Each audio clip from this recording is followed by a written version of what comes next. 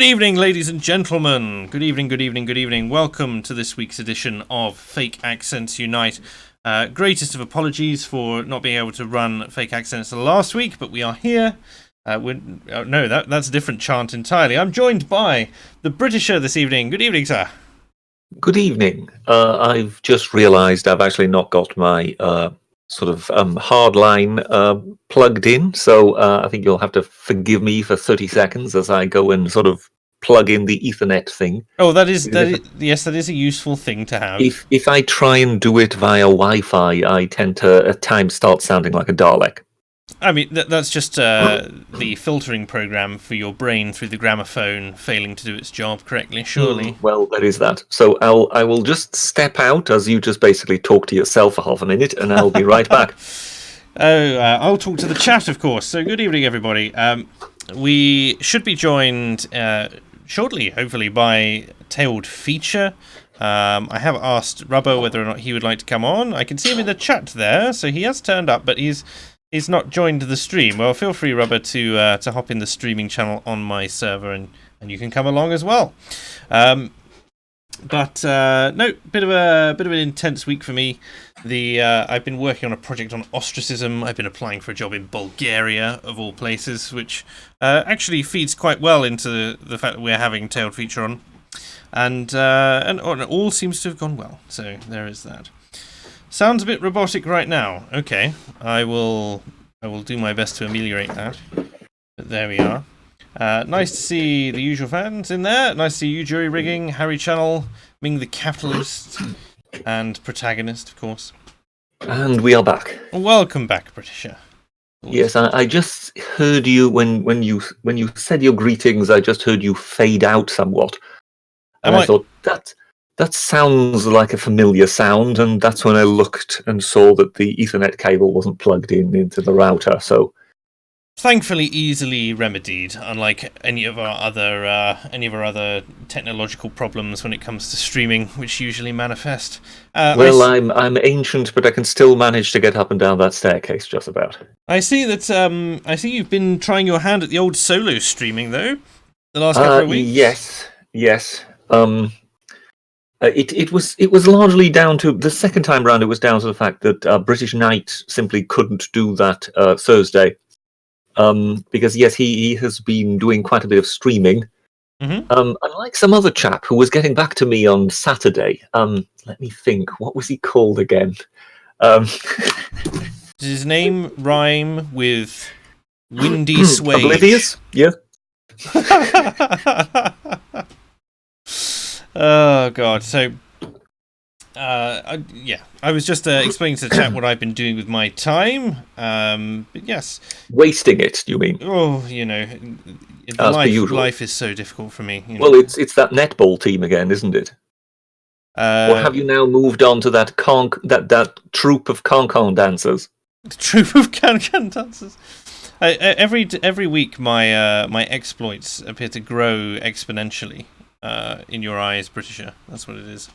So eventually I will become Harry Flashman once again, except... Well, I'm just sort of thinking, while you're young, these are the things you get up to. Oh, this is just a persona I put on. I'm actually 82. You just don't realise it yet. Your voice has held up pretty well for 82. Not too bad. And my face as well, given that on occasion I put things in. Well, I mean, you say that's your face, but I mean, my assumption is that is just some sort of paid actor you use. Actually, I'm standing behind my voice actor right now, dictating to him through a second earphone exactly what he's supposed to say. Complete with inflections and ums and ers and all that sort of thing, just for extra that's nothing. Authenticity. The king of the ums and ers is definitely me trying to do a solo stream. Listening to oneself trying to do a solo stream sort of afterwards is, well, yes, absolutely painful. One of the problems is that you just do not at any point in time have any time to think. You just must keep constantly filling dead air. There is nobody to step in the moment you want to scratch your nose or something. Do you often need to scratch your nose? I thought you'd forgone that when you went away to the... It's almost a permanent requirement. Good evening. Who are we joined by? Rubber. Good evening, sir. I can hear drinking noises. Hello. Good evening. Now we can hear something. Very good. Marvelous. Of Marvelous. course, the big news of today is, as we can see on screen here, Donald Tusk tweeting out, the EU27 has agreed that it will accept the UK's request for a Brexit flextension. First of all, hate that word. Hate it. I can only imagine that Peter Hitchens is rolling in his in his office in frustration at these constant jargon words being thrown out there. We are not only He's not the only one. We're not leaving the European Union. We're Brexiting on a flextension, which has been extended until the 31st of January 2020. And expected to be formalised, blah blah blah blah, all the usual bureaucratic gumph. And I for one, I tweeted out this morning about it because I was just like, oh, the EU has provided an extension, to the surprise of everyone, clearly. No, this was calculated. It was obvious from the very beginning that it was what was going to happen. All the posturing by, Macron, and this whole trying to freak out everyone in the EU about, whether won't they extend. Of course they're going to extend. I mean, for goodness sake, they get... even if you're not taking the gross figure, which is something like £3.5 billion, and you look more at the net figure, which is 125-ish million a week, then you're still looking at a solid, closing on £2 billion that the EU is going to take from this, and it costs them absolutely nothing to continue to extend and to delay and do that, because we're still signed up to everything. It's not like, even if we had said, right, we're still going to pay you, but until such time as we manage to figure out our Brexiting thing, we're not going to sign up to any more of your programs. We're not going to take on any new legislation. We will maintain effectively a legacy version of your regulations, but we're not adding anything new, or we'll pick and choose, and it doesn't matter if we veto it or not. That's what we're doing. Even if we were doing that, they're just going to go money. They require us paying in for so many of their projects, and they're going to keep us around as long as possible. It's a protection racket at this point. Any disagreement from the ranks, as it were. What do you mean, the ranks? Are we officer class? Well, obviously, yes. Could be my admiral and my general. Why not? Well, I think, I understand the argument perfectly well as far as finance is concerned. I mean, it makes perfect sense. But on the other hand, I've got the feeling at some point the EU are going to want to get on with EU business. Yeah, absolutely. It does just appear as though we're kind of having a nervous breakdown. For them, it's frustrating because, of course, as much as providing funding from us, there is always the will they, won't they, will they pull their head out of their backsides and actually do something? Are they going to have a general election or some sort of civil disobedience that will drive things into a no-deal scenario? The fact that they are chained to this kind of mad person that we represent at the moment must surely generate lots of headlines over that. I think that's fairly beyond doubt. I'm surprised because I wonder what. This is one thing which I really should look into, actually, because I don't get a lot of foreign news. I might reach out to my family in Belgium, actually, and see what their papers are saying and that sort of thing. Have you had any news from the continent? No. Not recently. No. I have a very liberal Dutch friend who just only ever shares the kind of stuff, the Dutch equivalent of the New European. And he goes, there, see what's happening to you? So he's not much help. I do have a German friend in Munich who absolutely detests the EU. And I think down south in Germany, there's not much love. Well, but then... the further south you get in Germany, really, the more conservative things become. I spoke some time ago. I spoke to some sort of German YouTubers, and they were actually fairly Eurosceptic. But they were sort of saying that the impression they were getting from the media was indeed, this kind of this kind of country that's gone completely berserk, sort of on the western end of Europe.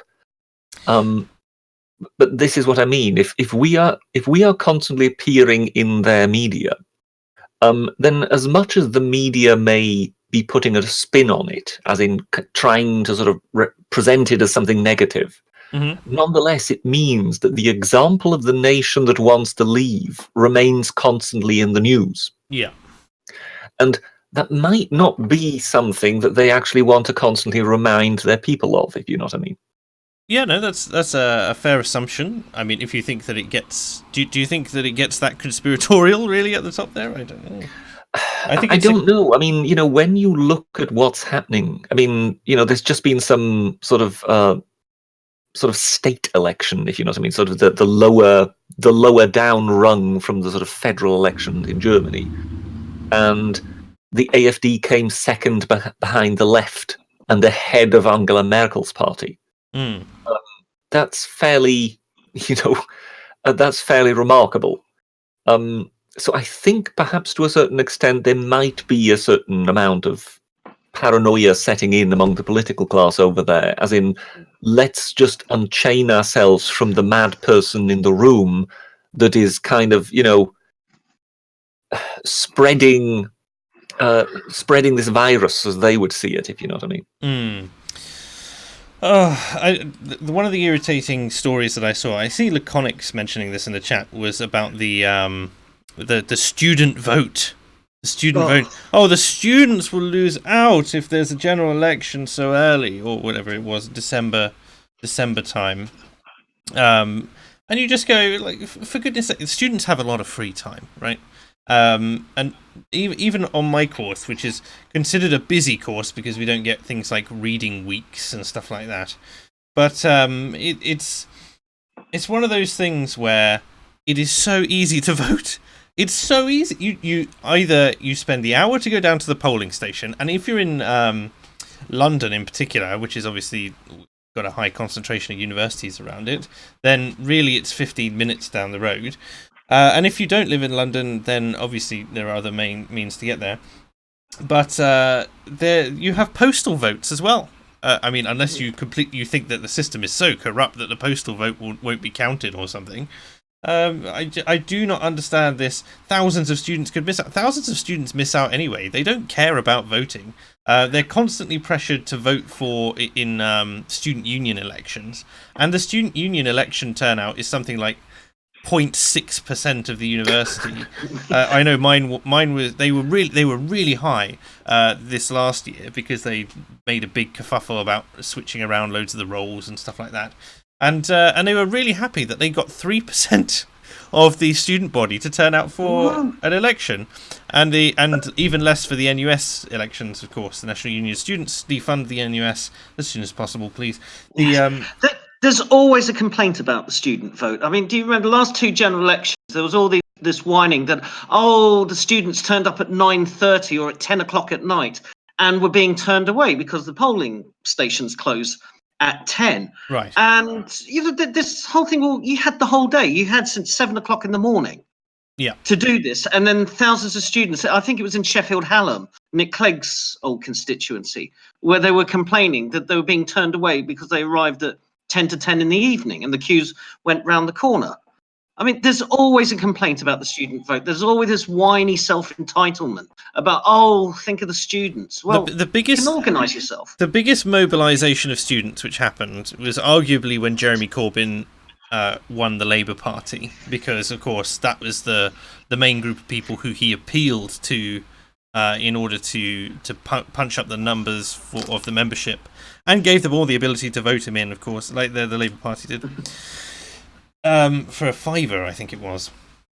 But most students are disaffected. They don't care, or they think that their vote is meaningless, or they hate the government. They hate the current government so much, right, that they're not interested in doing it. And it doesn't help, of course, that the really politically active, because the Conservative students are getting on most of the time with, or the ones who would have a conservative leaning or a more right-wing leaning, perhaps even a centrist leaning, are just getting on with their courses. They're there to learn, they're there to do that, and they don't really, unless they're doing a specific politics course, they don't really bother educating themselves about sort of wider politics. Even with this stuff with Brexit itself, I have several friends who are foreign nationals. They've been in the UK for many years. Some of them were raised here, and they've got settled status, right? But they're not citizens. And you just the apathy is huge amongst students. So I just don't see like thousands of students could miss out on voting. The ones who want to vote are voting, and the ones who don't want to vote don't. And it's as simple as that. Have you heard the other thing that was being mooted about the student vote? Is that I think Labour let it slip that they will try and get them to vote in their university constituency and back home as well. Oh yes, that was right. The 2-for-1 sort of thing, because most students obviously have 2 addresses. Unfortunately, I don't know what more they can do about that. Really, aside from voter ID, which has been floated again in the last couple of weeks. Just tangentially, did you see that thing where it was Margaret Hodge put out this tweet about I think in her constituency they were voting in, I think either herself to restand or for somebody else to stand in her constituency. But she said, do remember to bring proof of ID, otherwise you won't be allowed to vote in this local Labour. Oh yeah, that was right. Yeah, and it's just like, you guys. Personally, I mean, did not see the irony. Yeah, it was a very stupid tweet. Whoever wrote that just did not think through.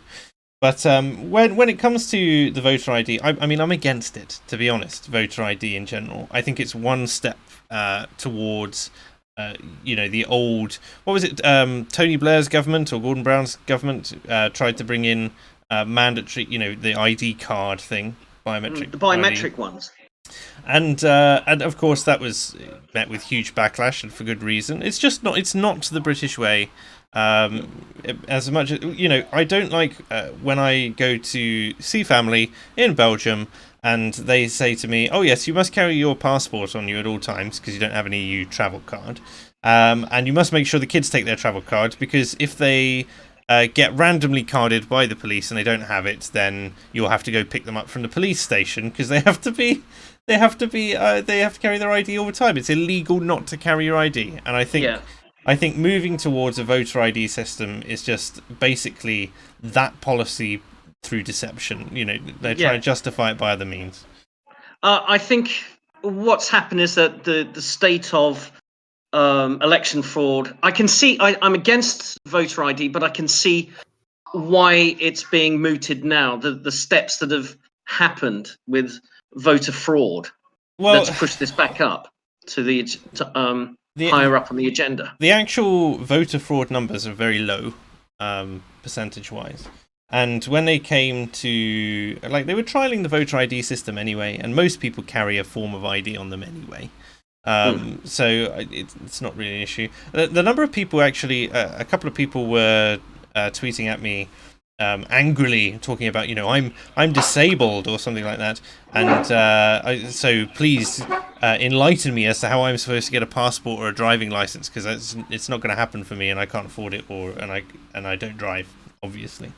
And I was just going, I think the system was proposed with a secondary system, basically making a free form of ID available to. Effectively you apply for it through the government website and you can get it free of charge. But again, I see that as another step towards carding people on the street, and that's never been, the idea of voting in good faith has always been in the British culture. Whether or not it still is, and will continue to be, remains to be seen. But who knows? Any thoughts, Britisher? Well, I don't know. I've never been a great fan of sort of having to carry around identity cards. So anything that kind of sneaks towards that is more than likely not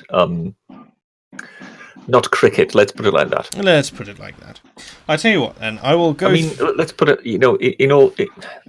In order to be fair, having obviously lived with identity cards on the continent, it's not the end of the world. No, But it's more about the spirit of the thing. Yeah, precisely.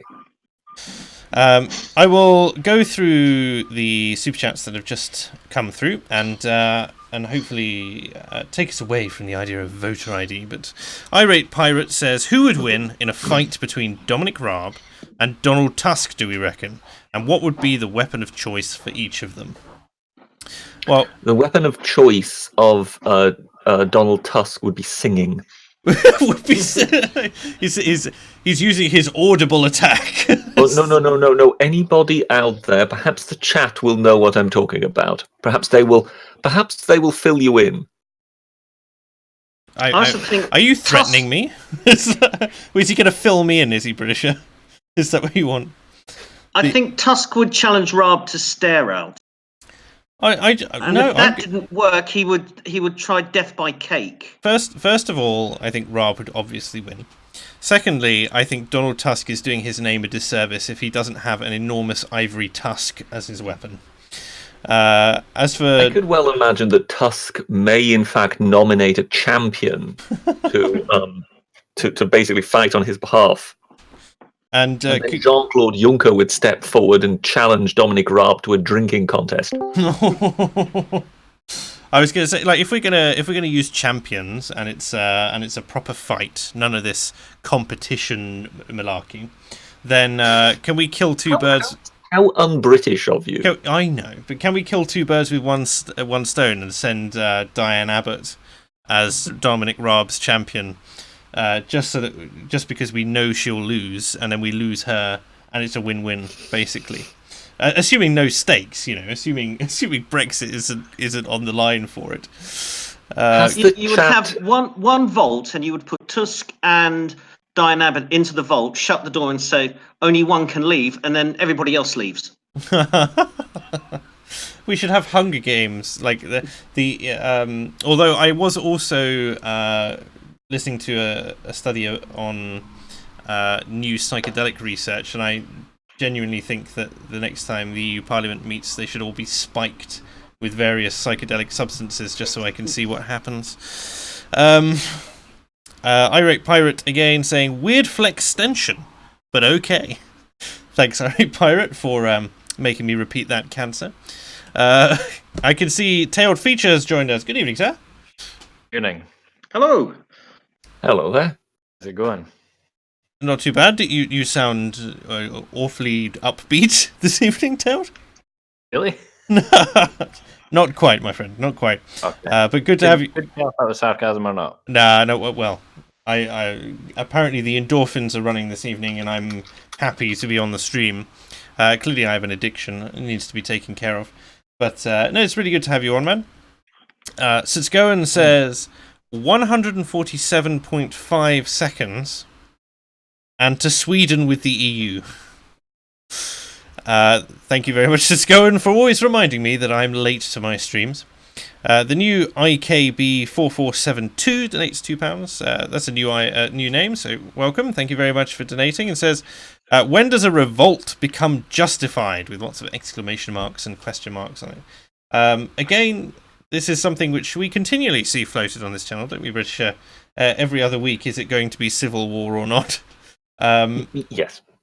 As such, when it comes to the first thing you need to consider with a revolt is only in any way justifiable if all other avenues have actually been explored. So as long as it looks as though it still may happen, why would anyone then start going out there killing other people? Not to mention, it doesn't look like it's going to happen. Well, not to mention that there are an awful lot of people who are very happy to vent their rage through the catharsis that is social media. I mean, I'm talking about people like Binary Surfer here, who's been spamming me with "I'm going to go burn down the Parliament," basically, off air. But he's always been a bit like that. the trouble with it is, again, as I say every single time this question comes up, is it's still not hitting people at home in the wallet, in their shopping, and really in their jobs. I mean, there are a few people, sort of anyone who owns a small business, is getting frustrated with this in particular. It's the only industries on the pro-EU side I can see getting very frustrated with this whole thing and possibly getting their ire up are the insurance companies, because they obviously insurance law is standardized across the EU and they can offer products and services across there, and it's really becoming a headache for them. But that's the only thing I've really seen moanings and groanings, and even then in the most British of ways possible, it's very frustrating. I am appalled. It's that great line from Yes Minister, isn't it, where he's just like, that's happening, I'm appalled, Minister. It's appalling. And it is very much the British way to be appalled and not really do much about it. Even the pro-EU demonstrations, which have been going on outside Parliament, just down the road from me, have been shrinking in number. It's not like we're consistently seeing 400,000 people jumping around in their blue makeup and silly hats. But it was supposed to be 1 million. Oh, it was supposed to be 350 to 400,000, the biggest one. And then the last big protest, where they were claiming 1 million again, was something like 70,000 or something. Yeah, 67 to 70,000. Absolutely nowhere near what they previously were. And I think people are getting fatigued with it, but I think instead of it driving people to sharpen their pitchforks, as it were, this is really just driving people to indifference. Yeah, to indifference. They're turning off. They're becoming apathetic. They're saying, what will happen. For fuck's sake, let's make it happen. But they recognise that because it's a battle of bureaucracy at this stage, there's not really much else they can do. Pressuring the government. That the MPs have rejected the general election idea as well. Yes, I can see here MPs reject 12th of December election plan. And now he's going to go for it again, but he's using a different type of bill that's only going to need a majority to pass instead of 2/3. But again, he still needs support from the Lib Dems, never going to happen, and the SNP, who themselves are pretty apathetic, I think, because if Britain leaves the EU, they can use it as leverage to go for a new general election.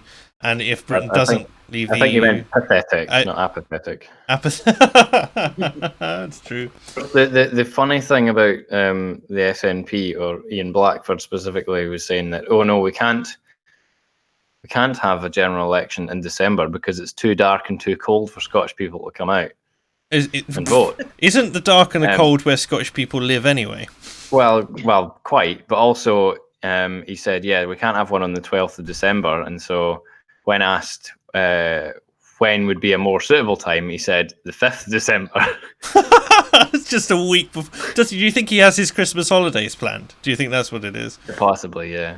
Do you think he's gone up to where he lives in Scotland, just sort of wet one finger? He doesn't live in Scotland. Hold it up to the wind and go, hey, 5th of December, that'll be. Can't do the accent. What was that? That wasn't Bulgarian. That was. I think that was Romanian. That was Romanian, not Bulgarian. So it was close, but no cigar. He has this kind of Crocodile Dundee power to predict the weather down to the day. Oh, I see. Yeah, it's not that difficult to predict the weather in Scotland. It's going to be cold and it's going to be raining. It's going to be cold. It's going to be raining. And potentially it's going to be like you have the light season and the dark season. Is that right? Well, yes, but I guess the question always is, will the horizontal rain be travelling from left to right or from right to left? Or depends. Both at the same time, who knows? Somehow breaking the laws of causality. Yeah. Yeah, from what I can see from the is this latest extension the final Brexit delay, says the BBC's Katja Adler. And it's just like, the EU will want to keep another extension up its sleeve come January. You don't say. The When it comes to the general election, again, I don't see what can happen. I don't understand. I know the other parties know they'll lose. That's why they're against it. But I don't understand how it can't be forced to happen. If Boris resigns, for the sake of argument, then obviously all that happens is the Conservative Party elect a new leader, and he or she takes over as Prime Minister. But unless the opposition parties try and do something, but it seems impossible for them to agree on something. But I don't know how, because this is the other thing. The vibe that I constantly get is they do not want to give things back to the British people. And despite all of their frustrations, all of their claims that, especially from the opposition, that the UK does not want Brexit anymore. The times have changed. It's been nearly 3.5 years, and the mood has shifted. But the polls do not bear this out particularly, and it's still so close that you'd think why are they not pushing for it? I mean, as such, at the moment, it does look as if there is some movement, doesn't there? The government has been defeated in Parliament this evening, which doesn't really come as much as a surprise because they couldn't muster the 2/3 because Labour just abstained. But it now looks as though the Conservatives, the SNP, and the Liberals are talking to each other because their various proposals are, fairly similar. So the government has said that they are going to be coming forward tomorrow with yet another proposal. Yeah, tomorrow is which is going to which is going to parallel the SNP and Lib Dem proposals. Whether it's going to be exactly the same thing or whatnot, that's another issue. But it looks as if those three parties are coming closer to thinking, okay, let's just go for this, because they would definitely have a majority in the House. Yeah. And if you just basically decide to effectively pass a law that sets aside the requirement for the 2/3 majority and sets a date on either the 9th or 12th of December, well, then you can have your election. Yeah. So it looks to me as if that's, whether that happens tomorrow or whether that sort of filters through somewhere in the next 1 or 2 weeks once they've quarrelled over various details, if you know what I mean. It looks as if that's the way it's headed, because the Lib Dems and the SNP, I think, are operating from the position of we have gains to secure. And I think in a way they're sort of thinking, look, it's going to happen sooner or later anyway. Yeah. The only ones who are really in a blind funk are the Labour Party, because they just fear that they're going to be absolutely annihilated. And they will be. I don't think that even the Labour heartlands are enough to keep the Labour Party from becoming anything more than a minor footnote now. Well, I mean, one always has to be careful. The two major parties have been written off time and again. But when it comes to it, they've always survived. But in this case, I mean, they are in danger of really sustaining a blow. And I think if there's one thing they're terrified of, is coming equal or just behind the Lib Dems. Yeah. Even if they may, just due to the way the constituency system works, they may turn up with many more seats. If the percentage is damning, then they could be in serious trouble, particularly if they thereafter can't get rid of Corbyn. Wouldn't it be funny if, off the back of a major election defeat, the Labour Party became the party of electoral reform? Pushing for that proportional representation and all that, so they can get their seats back. This was what New Labour tried to do when Blair was first elected leader, and then suddenly he found that first past the post worked extremely well for him, and so those plans got shoved to one side. Yeah, it was always interesting how it always mattered what was good for Mr. Blair, didn't it? Well, there's several constituency lines redrawn though in the interim, effectively, because they considered it to be giving an unfair advantage to one party or the other. They're always doing that. That's always happening. David Cameron had an interesting idea of, I think, was it reducing Parliament to, I think it was a flat 600 figure.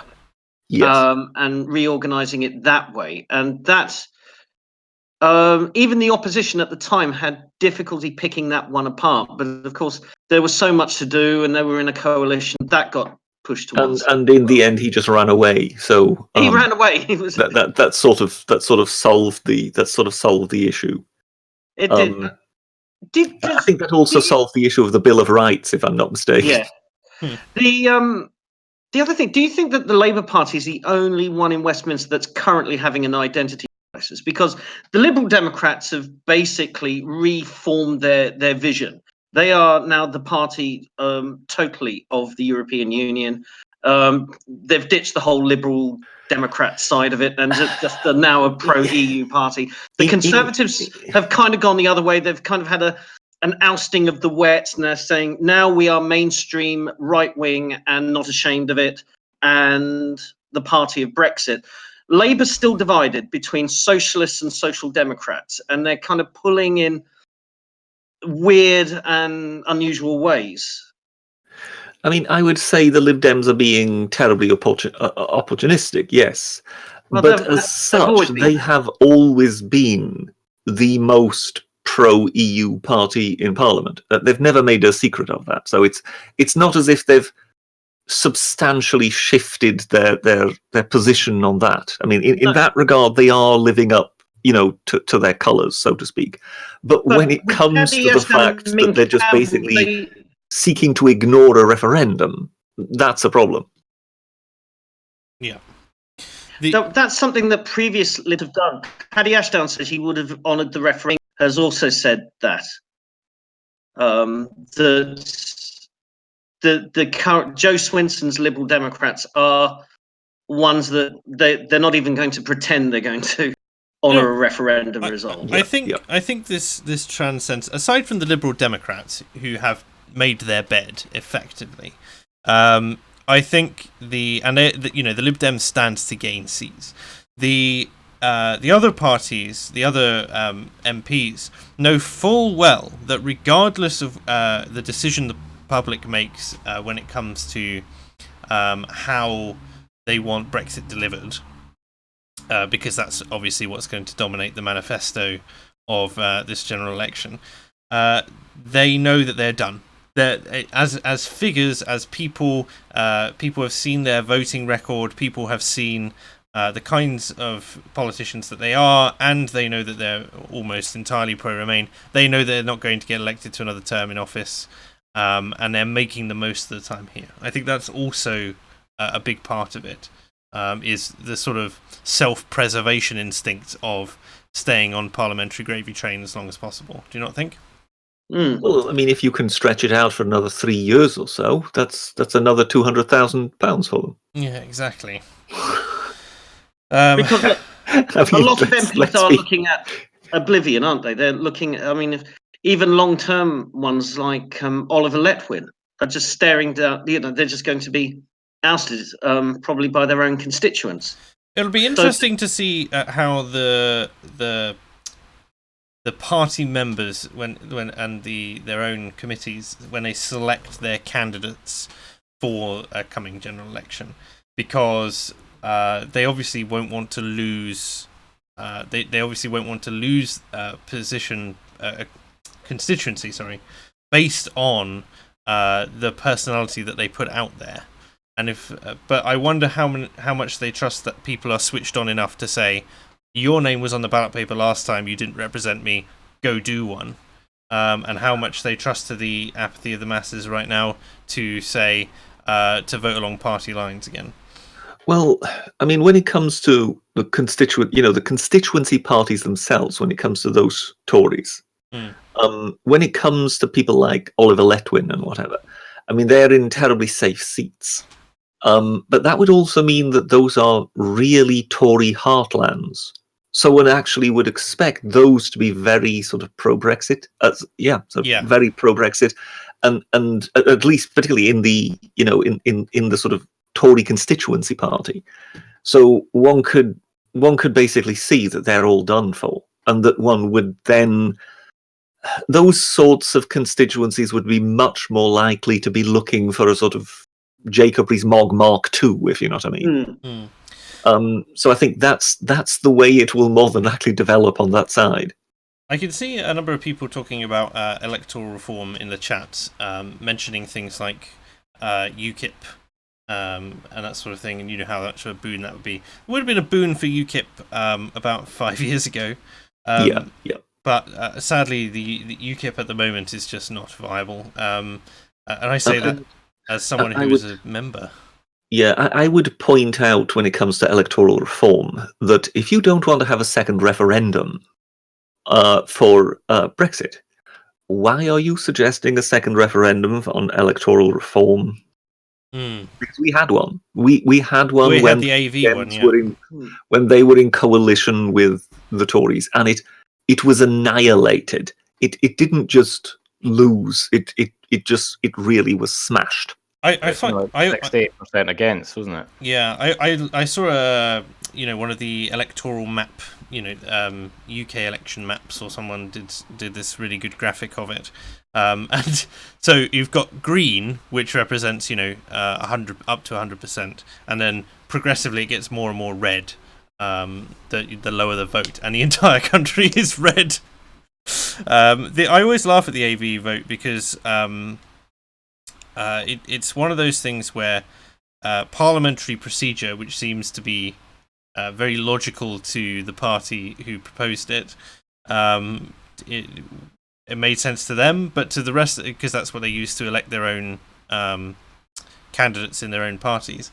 But obviously, to the general public, it was just like, why the heck do you not? Why on earth do you not just take the flat percentage and do it that way? It makes much more sense than effectively a half and half, proportional rep, half first past the post. We'll still have constituencies, as it were, but we also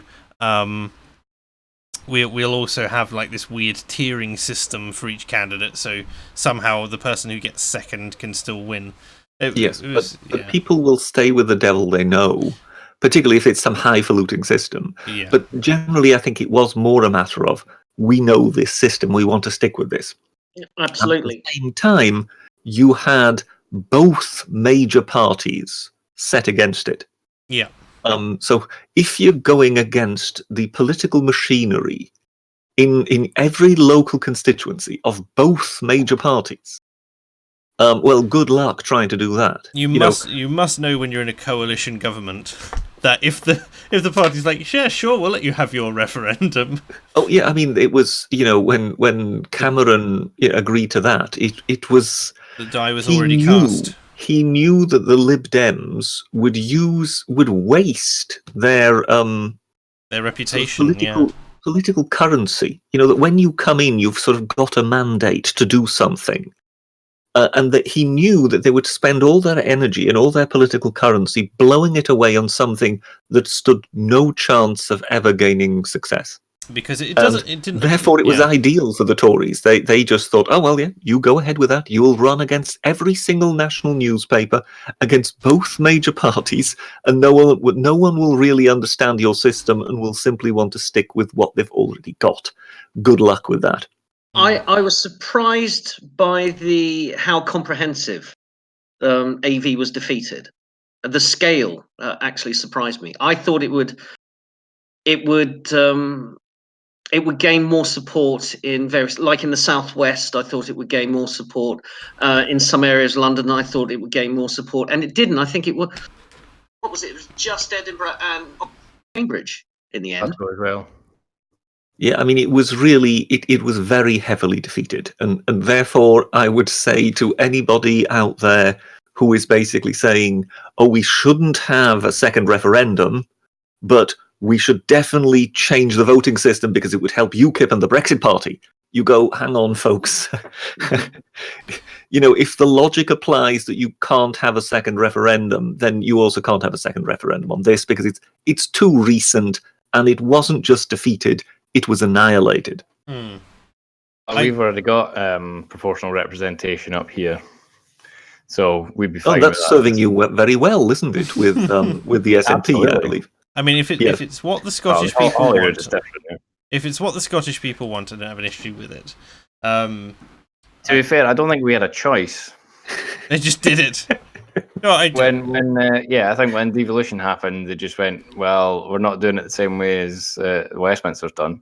If I could have done Brexit over and over, not over and over again, if I could have done Brexit over again, the first thing that I would have, and obviously in this scenario I am God, right? The first thing that I would have had happen is, as soon as that vote had come in, divisive as it was, as soon as it had come in and the constituency breakdown was obvious, and it was obvious which way the MPs had voted, I would have forced a by-election for every MP in a Leave constituency who had voted Remain, because it was clear that they were not acting in the interests of their constituents. But the ones that have changed party. Oh, and the ones who would have changed party, that should have been forced, but, that would be actual democracy there. But I'm not sure.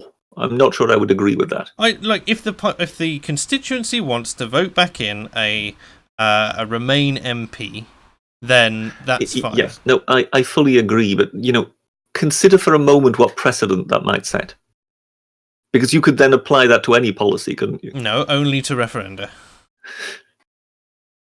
You have to remember, in this scenario, I am God, Britisher. So if I say if I say it only applies to referenda, it only applies to referenda. Yes.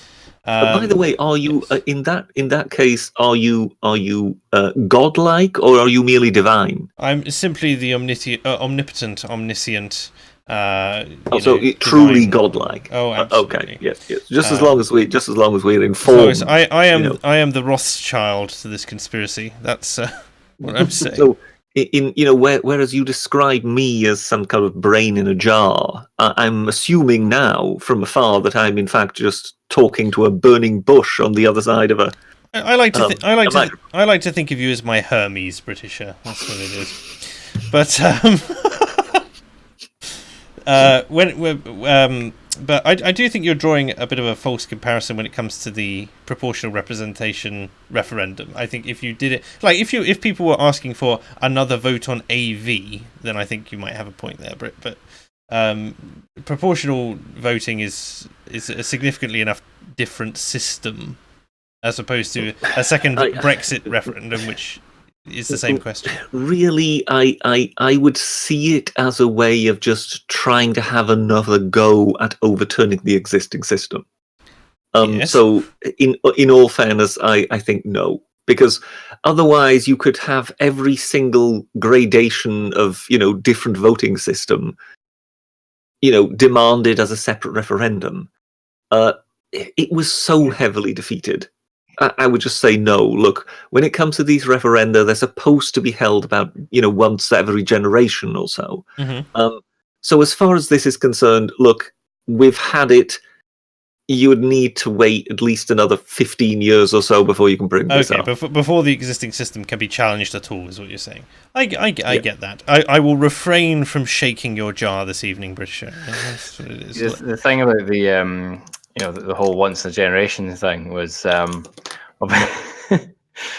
was quite good when people are saying, well, yeah, I think we probably should have another one in Scotland, because a generation is something like 8 years in Scotland. Pregnancies and all that kind of thing. The rampant alcoholism and the opioid epidemic in Scotland. Yeah, we've got led to the fact that new population every 8 years, pretty much. Yeah, I see. Deaths at 55. It makes sense in a way, yeah. Oh God. Right. Let me just plough through another couple of super chats, because I don't want to miss or get too far behind on them. Drunk Shovel donates $2 and says, "My southern German friends are very anti-EU." Yes, I think particularly the Munich, Bavaria area is quite conservative, shall we say. Drake Glazers donated $5. Thank you. I like all these. I'm seeing a lot of new names in the super chats. So thank you very much to everyone who's donating. Drake Glazer says the extension is like a penis extension. It's long, hard, but ultimately disappointing. So thank you very much for that one. Mighty Balzac says, when Britisher fights Lindy Beige in the amphitheatre, will he be Retiarus or a Murmillo? Well, Britisher. That's actually a stupendously well thought out question. But then again, who says that I would either be a Retiarius or a Murmillo? Because when it comes to the Retiarius, you could actually also pair him against a Samnite, a Gaul, or a Thracian. So if Spartacus is anything to go by, I guess I would have to go for Thracian, wouldn't I? And then just, make a sort of complete pig's ear out of it. But at least I would have a helmet that would hide my fearful expression as I would be approaching the tremendously terrifying Retiarius that would be Lindy Beige. I leave to go upstairs to say goodnight to my children. I come back, and what are you talking about? The Romans. I blame the super chat. I'm sorry. It's just it had nothing to do with me. The power of money compelled us. Yes, I did. So what kind of gladiator would we be? I for once did not drift into this of my own, volition. This was a super chat that demanded to know, so I simply gave the answer. Yeah, from your sock puppet account, no doubt. I love the idea that the Britisher has been feeding himself reasons to wax lyrical on the Romans for nearly a year. So hang on, yes, you're giving me ideas here. So all these sock accounts with mysterious Latin-sounding names. Your favourite emperor, yes. Yes. What did you think about this particular episode? Is the fall in the Roman Republic? Yes. I just have this image in my head. You've got Lindy Beige wearing his malformed coif that he was making at some point. And he's just standing there in the sand of the amphitheatre, and there's a Britisher in his brain in a jar on the other side of the arena with a single net and a spear next to him. Well, no, the spear, the trident and the net, that would be Lindy Beige. That's the Retiarius. Oh, so that's fine. The fisherman. He gets to be the Retiarius, okay. Yes, but the Retiarius, of course, Lindy Beige being the e-celebrity, he couldn't have a helmet on because fine. Otherwise people wouldn't immediately recognize his then features. But he gets the single chainmail sleeve, doesn't he? Well, I tell you what, I'll change up the scenario then. It's just Retiarius Lindy Beige then, standing there opposite a brain jar, and he just throws the net over the jar because he can't move, to uproarious applause as 14 million fans scream through this. 65,000 people in the Colosseum roar their approval. Yeah, absolutely. Across the nation, the cry goes out. Well, actually, there was an interesting short story I read once, which actually sort of proposed the scenario whereby there was an independent troop of gladiators. I'm not sure anymore how it had come about. Don't try and pretend that you're not talking about the Hunger Games here, British. Of course, yes. No, I believe it's something whereby either they broke free or their actual owner died or some such thing. But what they then went on to do is just stage incredibly fantastical fights, which were all entirely and completely fake. Mm-hmm. And you sort of thought, actually, that's quite brilliant. You wonder, did someone actually back in those days actually think of that? Mm-hmm. Because if you take the honesty out of it and you just sort of think to yourself, okay, let's just make it look brilliant. So you're talking about a kind of Middle Ages WWE at this point. Pretty much, yes. Yeah, but if you can sort of get away with making it look absolutely fantastical, with fake blood and whatever, then you could more than likely, fool them all, because particularly with something like the Colosseum, the crowd would be at quite a distance. Mm. So you could possibly get away with things. Just like all these actors missing each other's faces by, when they couldn't be footballers, they were doing this, right? So, and thus the profession of stuntman was born. Yes. Is that what the Celts were doing, tailed up in the north? Is that what were we doing? You're paying attention. Really, no. No, My eyes glazed over, and so do my ears. Oh, that sounds quite painful, actually, to have your ears glaze over. Well, I mean, if you live in a country where they blow the bagpipes, I guess it's just a natural thing to occur. I actually quite Speaking like of stuntmen, there's a campaign going around to, I think, by stuntman associations to keep stunts in films, because there's inevitably the health and safety brigade get in saying, oh, it's also dangerous and the insurance, why can't we just have CGI and people on wires but on a green screen? And led by the stuntmen who do the Bond films, because that's really the last movie franchise where real stunts take place. And they're having this campaign to, keep the noble art of being a stuntman alive in movies, and I'm fully supporting it.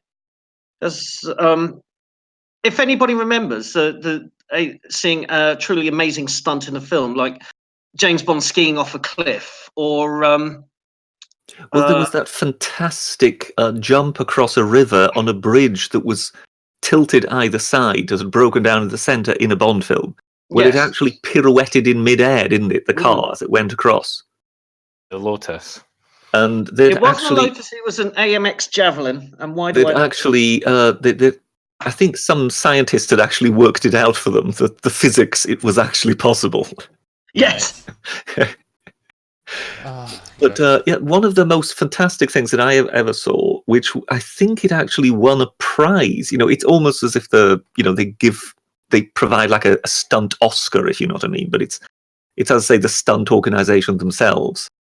That goes back into the 80s when they had scaffolding all around the Statue of Liberty. Okay. And in the film Remo, they're kind of fighting on that scaffolding. And obviously he falls off the scaffolding, so to speak, but manages to hang on to one pole, which comes away from the scaffolding and then bends. Oh my goodness. And he was, the stuntman, it was done for real. He was hanging there by one hand with the abyss below him, if you know what I mean. And yeah, that one won an award and was seen as something absolutely astonishing that someone had managed to pull off. Good grief. I think underrated movie, that. Oh yeah, I like that a lot. Yes. I think the most famous person to have ever been a stuntman, I think, was Burt Reynolds, wasn't he? I think that's how he started out. Yes. Also, Burt Lancaster started out. I didn't know that. There you go. We've learned something. So moving away from. So it must be anybody who's got the name Burt must have started off as a stuntman in earlier life. And they get born fully formed, from the test tube. Moving away from the world of cinema, gladiatorial combat, and you know beyond. nothing of course. So we're now going back to Brexit 2.0, are we? Well, Nicholas Van Neal has donated 10 Aussie dollars. Thank you very much. Says, hello, persons and people kind. The date is the 24th of May, 2050. Here's today's bulletin. The EU 63 has agreed to their 90-second flextension to the Brexit divorce bill, further extending the process. And this is a joke which I continually see around. It's great. I love this one. My favourite is when it's like the year is 2000. My favourite is when it's like the year 2200, and it goes the British Prime Minister has travelled to Brussels to request an extension. No one can remember what it's for. No one can remember where this tradition came from, but it happens every year. Yes. Yeah, what the super chat gentleman forgot to mention is that the person issuing the extension would of course be the newly elected Holy Roman Emperor Guy Verhofstadt I. Yes, indeed. I still maintain he looks like an unholy union of Mike Myers in Austin Powers and Elton John. Drug Shovel says, for $5, I'm American and no student, but our polls have restricted hours too. I'm a night owl, but I still get up to vote. Feck your students. Yeah. I concur.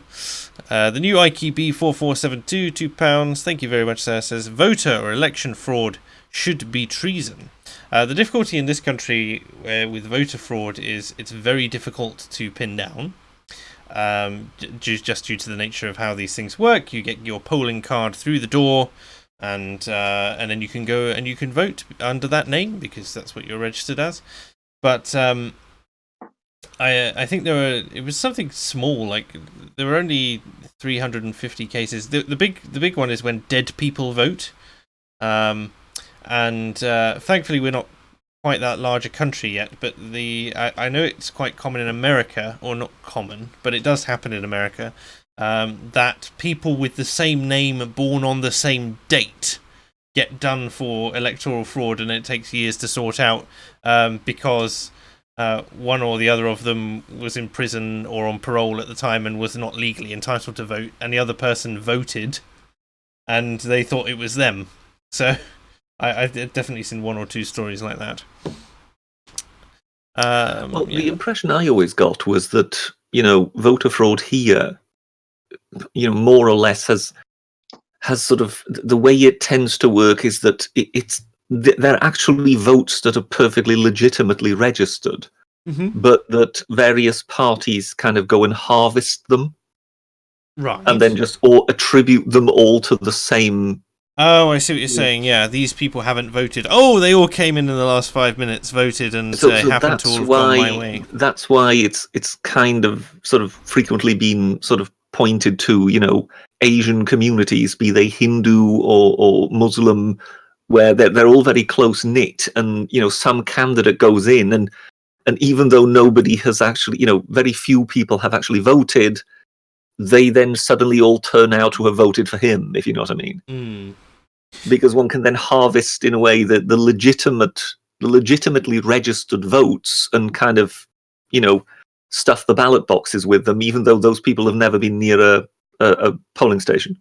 In particular, the Islamic sort of voting bloc, as it were, is an interesting conundrum for our system, because in often cases, as far as I understand it, the Islamic people will look to the Mufti or the Grand Mufti and which way he wants them to vote, and then they all vote the same way. And this is a kind of cohesive, targeted voting that as the Islamic population of the UK increases, I don't know what we can do to avert, because the whole point of a voting system is predicated on, or our voting system is predicated on, to each, whatever he or she feels to be correct, based on the evidence provided and how they want to, not what the religion demands. Do you know what I mean? Well, it's kind of predicated on the fact that you make your own mind up rather than being told which way to vote. Those are the words I was looking for. Actually, interestingly, given that we're talking about Asian communities and whatever, there's a particular Asian gentleman who's just been in the news today. Mr. Keith Vaz, I think, has he not been censured, Rubber?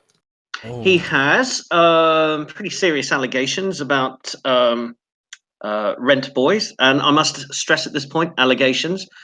But my immediate thought was that, hang on, I remember his first scandal in about 1998. First scandal. It just happens every 4 or 5 years. Keith Vaz gets caught up in something that would destroy any other MP. Yes, and every single time he alleges it's all down to racism. Let me the Labour Party always give him a free pass. Let me read the story for those who are not in the know. So, Labour MP Keith Vaz faces a 6-month suspension. Hey, it's just a suspension, guys. After drug and sex probe. Labour MP Keith Vaz disregarded the law by expressing a willingness to help buy cocaine for male rent boys, the Common Standards body has found. There was compelling evidence he offered to pay for a Class A drug and had paid for sex in August 2016. It is recommending he be suspended for 6 months after he was evasive and unhelpful during the investigation. You don't say. Mr. Vaz would not comment on his future, but said he was receiving treatment for a serious mental health condition. Well, he is a member of the Labour Party. Well, one thing one needs to point out here. Sorry, what was that? Mr. Vaz, yes. Called him Keith Vaz rather than Keith Vaz. Oh, whatever. Well, when it comes to this gentleman, I believe wasn't he Europe minister in a Labour government at one point? He was.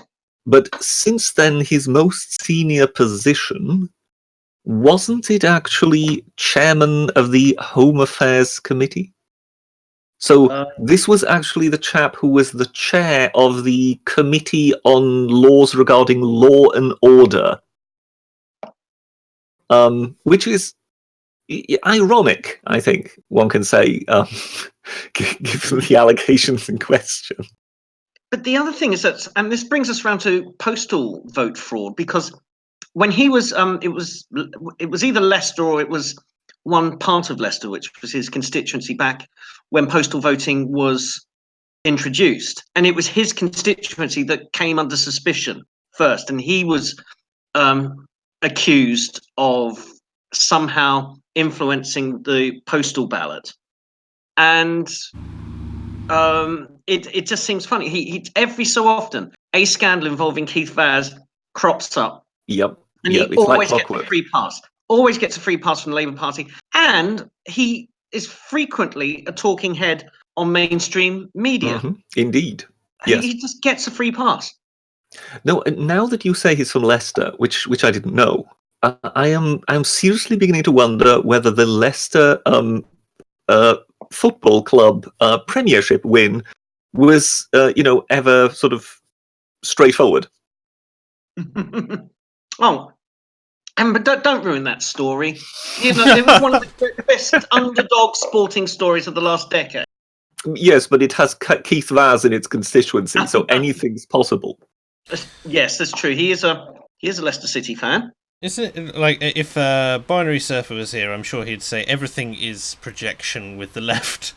So you wonder what Vaz's voting record has been on criminalising Class A substances, prostitution, and other such illegal activities. Well, if I recall correctly, he was quite the martinet, when he was the chair of the Home Affairs Committee. So he really sort of liked to talk about how we need to be strict. Oh, how we, we should all be strict except on me. We should all be strict except on me. No, he would go, oh, you have to be very strict on me. Very strict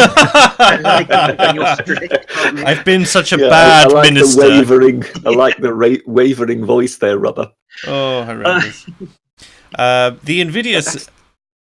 I still think you should be a double act, Rubber. You should pair up with a gentleman called Ball. I got that voice.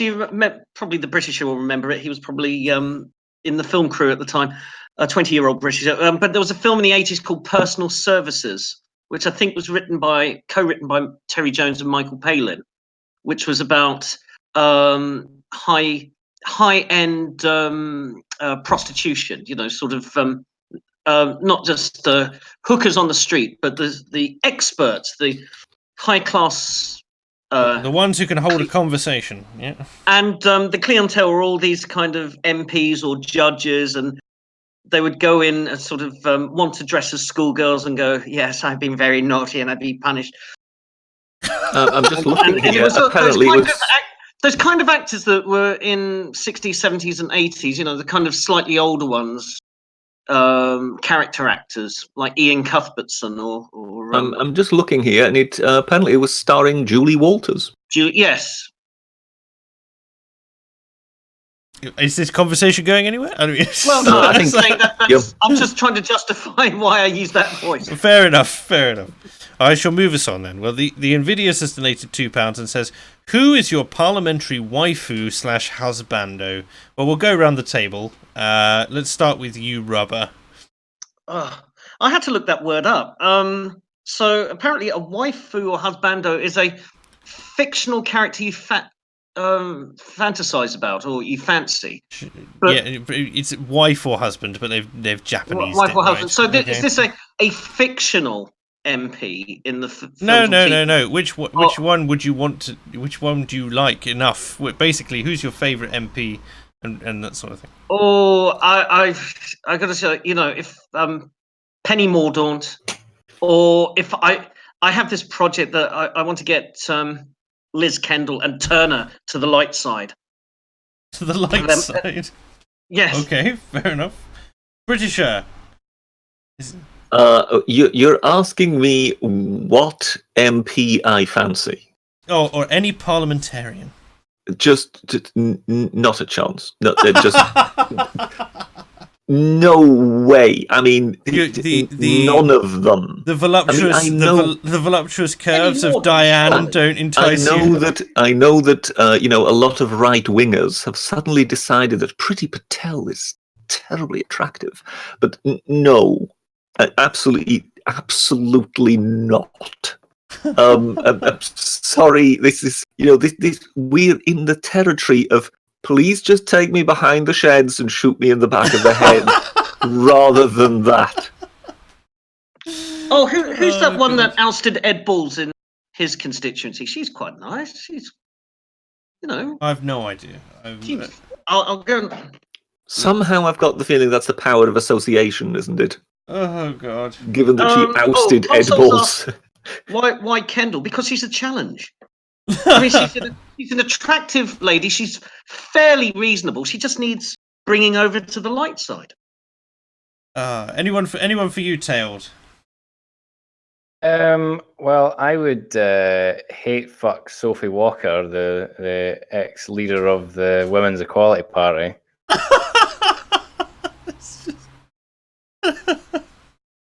Who do you fancy in Parliament? Well, I'd hate fuck this one. That's just horrendous. I'm not good. I would do it out of a sense of duty rather than because I wanted to. Oh, God, out of strategy. I like that. I don't have a favourite parliamentarian. Particularly.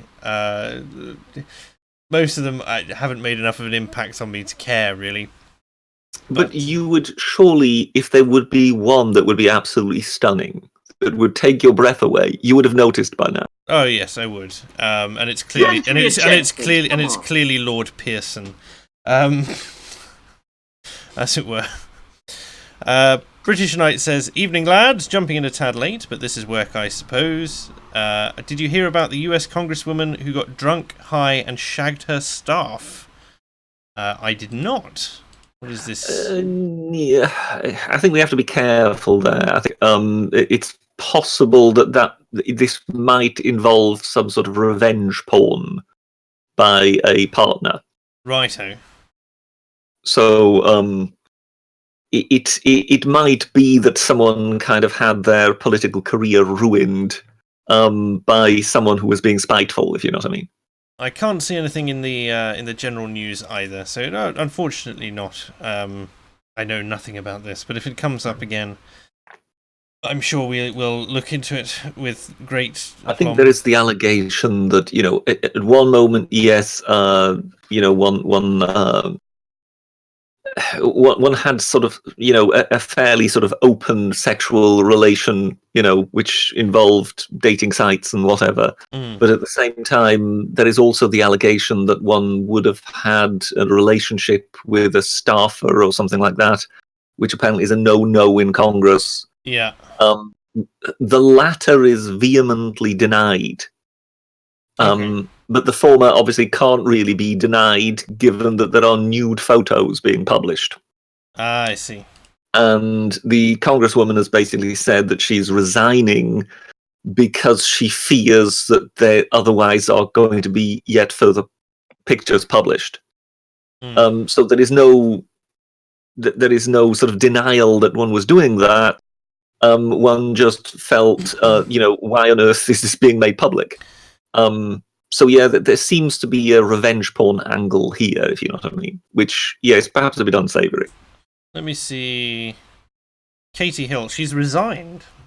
As people are mentioning in the chat, U.S. Congresswoman resigns amid affair allegations. The Californian Democrat denied the claim that she had an affair with a Capitol Hill aide. Said she was stepping down with a broken heart, saying it was the best thing for my constituents, community, and our country. On Twitter, I like that. No one sends letters anymore. It's always Twitter. No, it never comes out in the papers. It's always on Twitter. Basically, an ethics committee has launched an inquiry. The same blog separately reported claims that Ms. Hill, who is bisexual, also engaged in a three-way with a female campaign staff member and her husband, and published naked images of the politician. So she's asked for them to be investigated. Why those have come up, but nothing else. Yeah. So I think we'll leave passing judgment on that one until it has touches of the Max Mosley affair, if you know what I mean. The people in chat saying the affair isn't the problem. Her finances aren't in order either. Just like Al Capone, says Mark006.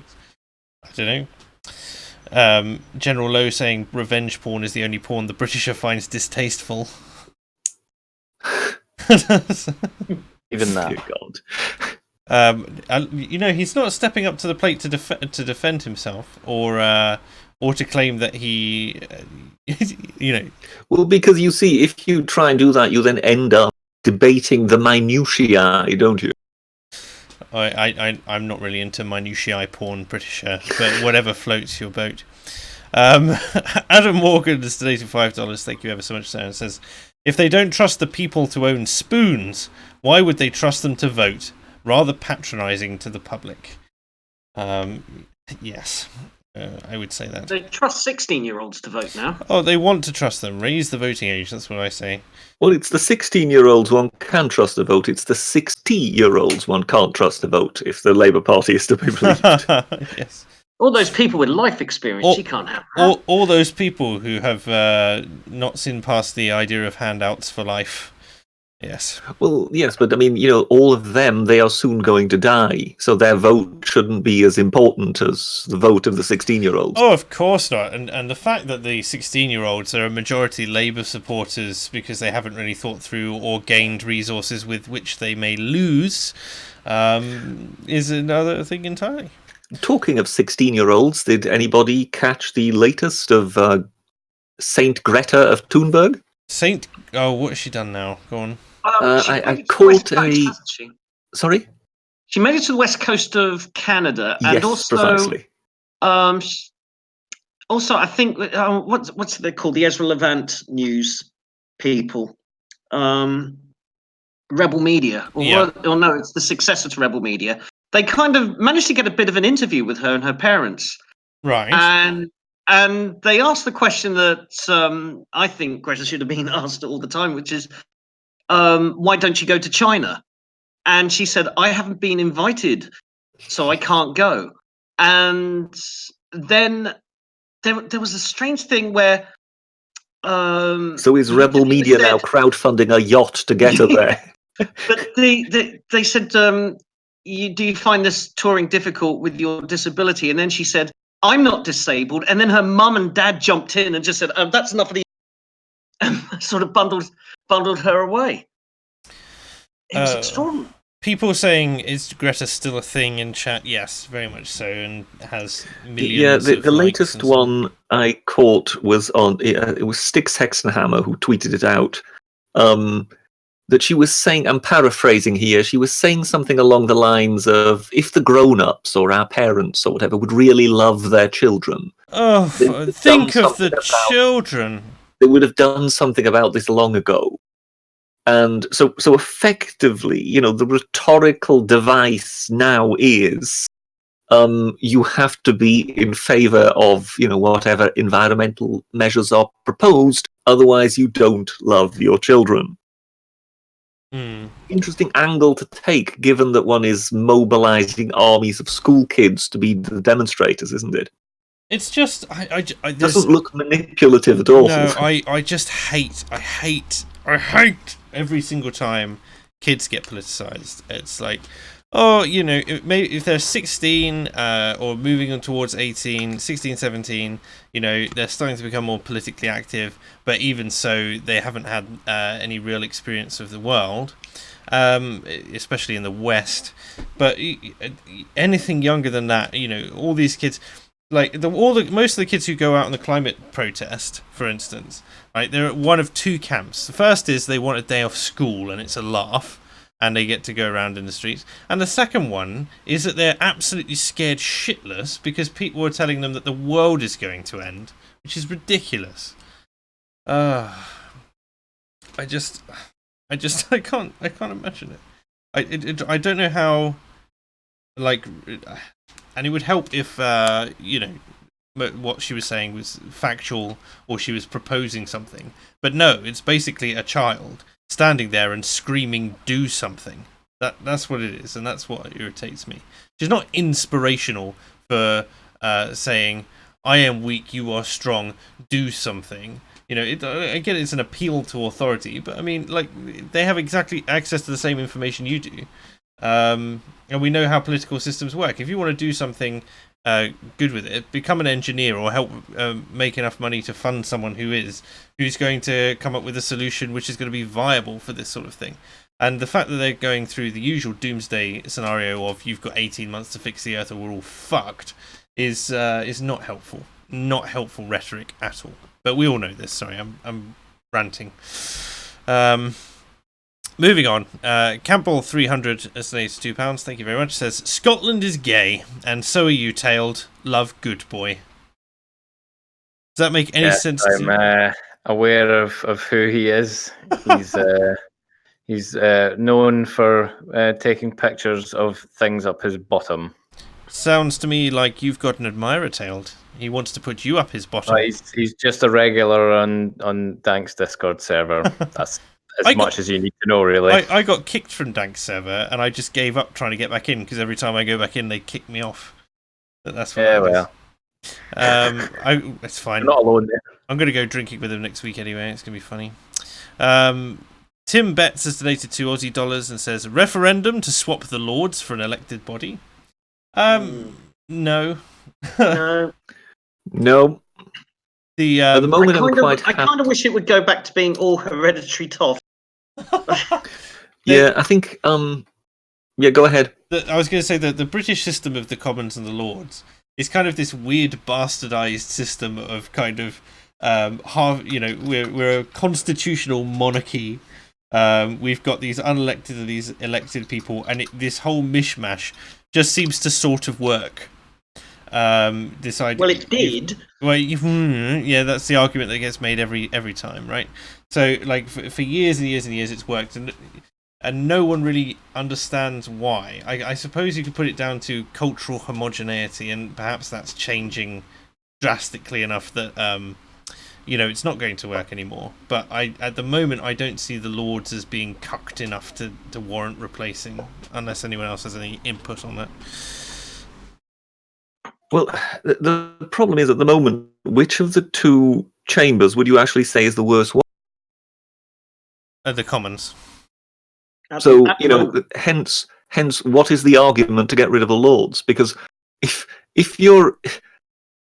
what you're suggesting is, well, we need the Lords reformed because it's not democratically established, then the Commons is the example of what you get if you have a democratically established chamber.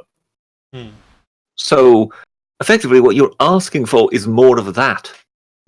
Yeah. Frustration. Anyway. So that's the answer to that one. We're not in favour of more referenda or swapping the Lords for an elected body. Thank you very much. Sitskoen says, Britisher. Are you prepared for this message, Britisher? I'm mentally preparing for something about the great ship Vasa, but go ahead. Yes? So let's go and says, Britisher, Sven Tveskag was the greatest emperor, and I've butchered that pronunciation, I'm sure. Or Tveskag. Or I don't know. Tveskag. Tveskaeg. But it's like a daemon A, it's conjoined.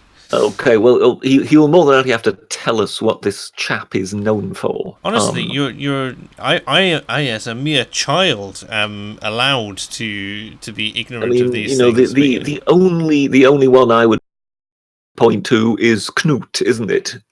Which is King Canute over here. So who Sven Tveskad is or whatever, I have no idea.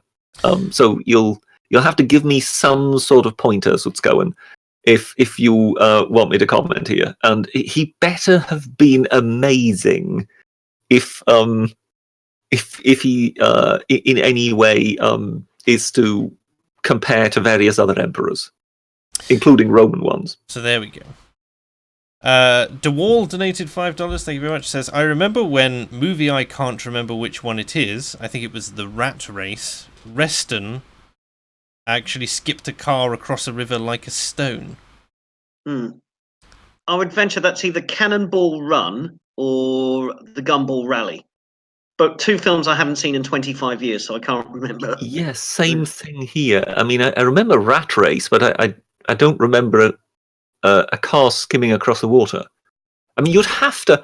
Surely that can't be. It would have to be travelling at enormous speed in order to skim. It wouldn't be a car. I think they would have a hollow body replica car. So it's ultra lightweight. Yeah. Let me see what we got. No, I can't see anything. It's a load of golf about skimming. But there's nothing I can see. Just on a quick Google search about what that might be. Nicholas Van Neal donates $5 Thank you very much. Says, Britisher, you're assuming the Holy Roman Emperor would be European at this point. Yes, of course, that's my mistake. It could be the Holy Roman Emperor Sadiq Khan. Sorry, no, he is European, technically, I'm assuming, by birth, but I think one can at least tell where I'm trying to go here. Froggy donated £2. Nice to see you in the chat there. It says, Fapitalism ho. Thanks for that, I suppose. And the Harry Channel donated $10 through Streamlabs. Thank you very much for that, Harry. And says, at least Katie Hill didn't marry her brother. Allegedly. Katie Hill being that US Congresswoman, and he's referencing Ilhan Omar here, who allegedly... Whenever anyone... Because Katie Hill keeps getting mentioned, I keep thinking of was there not a Blue Peter presenter called Katie Hill? There was indeed. Was it Hill? Thinking of wow, she's got famous. Yeah, there was another one as well. I cannot remember her name, who has been appearing on Good Morning Britain recently, quite frequently. I don't know. I wish I could remember that one. Yes. It wouldn't be Connie Huck, the one who sort of lost her mind a bit that was when it came to a Brexit. All voted to chop our heads off. Yes, that was right, yeah, Connie Huck. Yeah, that's what I'm remembering. And it's really funny because I remember being, very young and seeing her give out Blue Peter badges. And it's just like, but she's married to Charlie Brooker. Do you think he just lies awake in bed at night, just scared about what's going to happen to him? Did you take the rubbish out tonight, dear? Yes. It's like, do you want me to go out and cut my own head off in front of the bin men? It's like, God. Right. With that, we have come to the end of the super chat. But is there anything else that anyone thought was newsworthy through the week that we should discuss before I bring things to you? It was talking of Lib Dem MPs or ex-MPs. Did you hear about Lembit Opik? Go on. Lembit. What's he done this time? He's trying to spread democracy throughout space or something. What? Is he going to be a sort of cultural attaché to the American Space Force?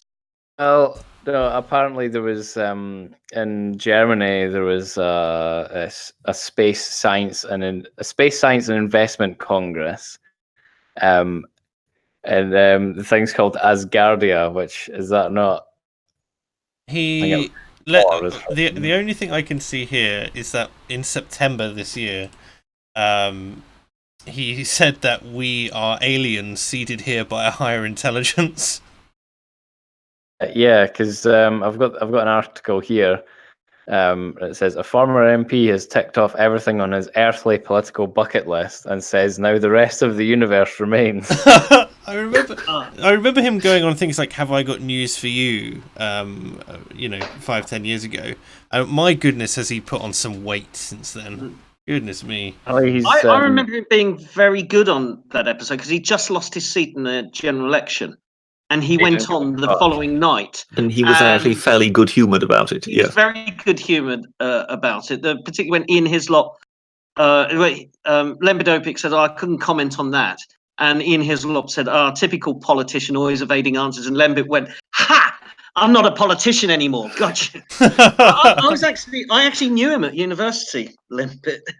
He was at Bristol, I was at Kent, and he came down to Kent because he was taking on the incumbent NUS president because he wanted a tilt at the job. And I remember he came to our Conservative Association, and he was a Liberal back then, and just said, will you back me? And we just thought, well, for a laugh, we will. And he kind of wined us and dined us, and he was so funny. He was just an oddball, complete oddball, but really funny. And we just thought, what the he hell? got married to one of the cheeky girls? Yes, he was. Yeah. That's more than likely what kept him so slim.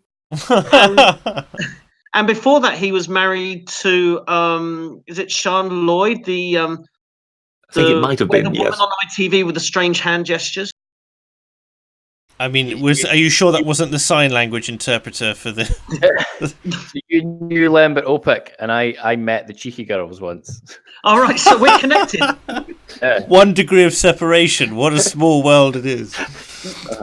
But apparently he is the chairman of Parliament for Space Nation Asgardia. Nice. And that's what a thing to put on your CV. Politics have only got one thing in common: they're both trying to leave. But the way things are going, Asgardians are more likely to leave the Earth before the United Kingdom leaves the EU. So I can really see it now, can't you? You know, some massive spaceship descends somewhere in region, in a park in London, sets down, a ramp comes out, the door slides open, and some sort of Darth Vader lookalike steps onto the ramp and descends, only to sort of look at the sort of terrified local Bobby that's looking up at him going, "Take me to Lembit, Opic." I am a cheeky girl. I mean, what? JS has donated £2, says, thoughts on Morrissey's latest t-shirt drama. Oh yes, this is where he wore a shirt that said "fuck the Guardian" or something on it, didn't he? Yeah. It doesn't surprise me in the slightest. It seems like a very Morrissey thing to do. Done hit piece after hit piece on him. It's only fair, really. And also, it's just like, who cares? I mean, but the same people in the chattering class and the media who were praised Stormzy for his brave set at Glastonbury and his. Oh no! What was funny about that? What was funny about that one, Rubber, was that vest was designed by Banksy, I think it was, and he didn't know. And of course, Banksy, it's all satire. So it was just, and he ended up having to disavow the message that Banksy wanted to portray about knife crime in Britain, because of this thing. Also, when I say no one cares about Morrissey's t-shirt, what I mean is that the Guardianistas were going, "Oh, what? Why the Guardian? What has the Guardian ever done to you?" Right, and everyone else just went, "Yeah, fuck the Guardian." I mean, really. I had some fun. One of my lecturers, who I'm going to go speak with this Friday and have a little interview with, because I like to interview them all just to find out how far gone they all are. And she was saying to me, "Oh, you know," she found out I did politics, and she went, "Oh, you know, do you write for any of the papers? You know, I'd love to get an article published in the Guardian." And I just said to her, "Oh God, anything but that." And she was suddenly really offended. And I'm going, I'm so sorry. It's just my gut instinct whenever I hear about that rag. It's just horrendous. Yeah. I remember I was on job many years ago, and I walked into work with a copy of the Telegraph. The Tory sticking graph. out. Yeah. The Tory graph sticking out of my rucksack. And in the days when the paper was massive and you couldn't quite fit it into a small rucksack. Yeah. And I seriously got from the rest of the crew, you know, not the camera crew, but the production crew, and I said, "We read the Guardian around here," you know, in that type of Wild West tone, you know, when you said, "We don't like your kind around here." This set ain't big enough for the both of us. Yeah, yeah. I understand that. Now take your paper and run out of town. It was right. Well, and on that note, unfortunately, we have run out of time. But it has been an absolute pleasure to have my round of guests on this evening. Thank you very much for coming on, Rubber. No, thank you, Mark. Or NSO. Thank you very much for coming on, Tailed Feature. Thank you for having me. Bringing us news from the Dark Ages from the frozen north. From up north. And thank you very much to the Britisher for joining me as usual. Have we lost the Britisher? No, I'm here. Saying thank you very much for coming on the show, Britisher. Do I need to? Well, you know, I just missed the last 30 seconds, but yes, pleasure and a privilege as per usual. So I do have some clarification from Scowen to finish you off, by the way, Britisher, which is that let me see where it is. Sven Tvestkeg, which I again butchering the pronunciation, was the father of Nut the Great and the creator of the North Sea Empire. So there you go. That's your reference for you. Many thanks to the chat for stopping on by and joining us. I hope you enjoyed yourselves, and we'll see you next week. A pleasure. So have a great time. Take care, and good night. Toodle pip. Bye.